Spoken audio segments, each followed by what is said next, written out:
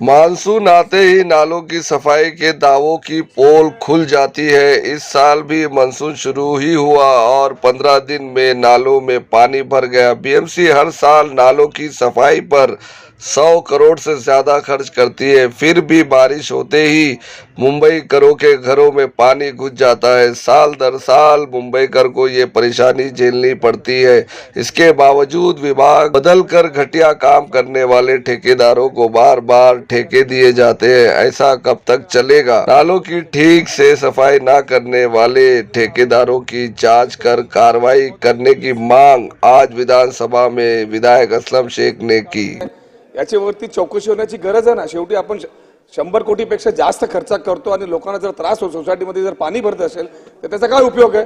तर मंत्री महोदयांनी आयुक्तांना आदेश देण्यात यावा की याची चौकशी करून जे कोण कॉन्ट्रॅक्टर असेल चांगली कामं करत नसणार आणि चुका केली असेल त्याच्यावरती कारवाई करावी।